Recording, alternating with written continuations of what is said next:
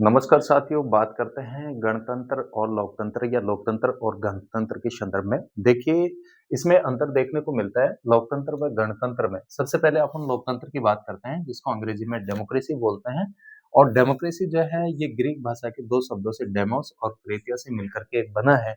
Demos का जो मतलब होता है, वो जनता होता है और क्रेटिया का मतलब शासन होता है, अर्थात जनता का शासन। इस शासन व्यवस्था के अंतर्गत जो है, जनता जो होती है अपने प्रतिनिधियों को चुन करके जो है भेजती है। जैसे पूरे देश को संसदीय क्षेत्रों में बाँट दिया जाता है और प्रत्येक संसदीय क्षेत्र से जो है जनता के द्वारा एक जो प्रतिनिधि होता है, वो प्रत्यक्ष रूप से चुना जाता है।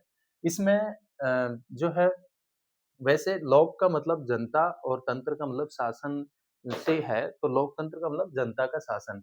इसके अलावा गणतंत्र को जब अपन देखते हैं, तो गणतंत्र को जो है अंग्रेजी में रिपब्लिक बोलते हैं। रिपब्लिक शब्द का हिंदी अनुवाद जो है गणतंत्र है और ये रेस और पब्लिका 2 शब्दों से मिलकर के बना है, जिसमें अफेयर्स और पब्लिक्स यानी जनता के जो है मुद्दे आते हैं।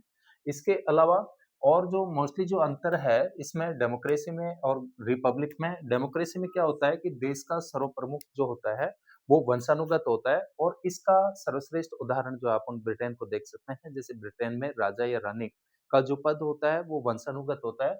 इसके अलावा इस लोकतंत्र में लोगों की इच्छा एवं भागीदारी पर जो है अधिक सबसे अधिक यानी सर्वाधिक जो है बल दिया जाता है। देखिए, देश का सर्वप्रमुख जो होता है वो वंशानुगत होता है लोकतंत्र के अंतर्गत और इसका सर्वश्रेष्ठ जो उदाहरण है वो ब्रिटेन हो सकता है। इसके अलावा लोगों की इच्छा एवं भागीदारी पर जो है अधिक बल दिया जाता है मुख्य रूप से और मुख्य जो फोकस होता है वो जनता की इच्छा होती है, यानी जनता जो है शासन व्यवस्था में प्रतिनिधियों को जो है बदलने का भी जो है जनता को राइट होता है, अधिकार होता है और इस ये जो होता है लोकतंत्र, इसमें बहुमत का शासन होता है।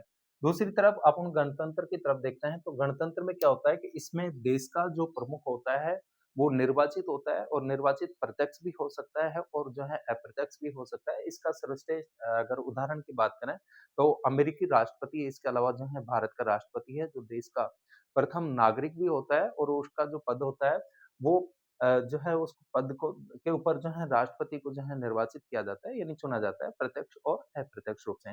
इसके अलावा देश का मामला जो होता है इसमें सर्वोपरि होता है, इसमें जनता का नहीं बल्कि देश का मामला जो होता है सर्वोपरि होता है। ज़्यादा माइनर जो है ज़्यादा अंतर नहीं है, लेकिन माइनर जो है हमें अंतर देखने को मिलता है लोकतंत्र और गणतंत्र के अंतर्गत। इसके अलावा मुख्य जो फ़ोकस है वो संविधान होता है, जबकि इसमें मुख्य जो फ़ोकस होता है वो जनता की इच्छा पर होता है, जनता की विल पे होता है।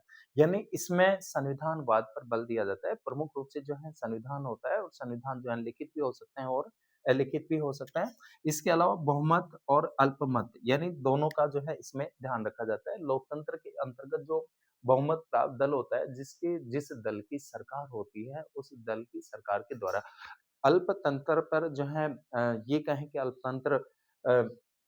कि अल्पतंत्र को कहीं न कहीं जो है इग्नोर कर दिया जाता है, जबकि इसमें गणतंत्र में बहुमत और अल्पमत दोनों का ध्यान रखा जाता है। यानी जहाँ से मत के प्रतिनिधि जो चुने गए हैं, वो तो उनके क्षेत्रों का भी जो है ध्यान दिया जाता है। साथियों, निश्चित रूप में जो है ये टॉपिक आपके समझ में आया होगा। अगर समझ में आया हो तो इसको लाइक, सब्सक्राइब और शेयर करें। मिलते हैं ऐसे महत्वपूर्ण जानकारी के साथ नेक्स्ट वीडियो में। तब तक सभी साथियों और मित्रों का बहुत-बहुत धन्यवाद।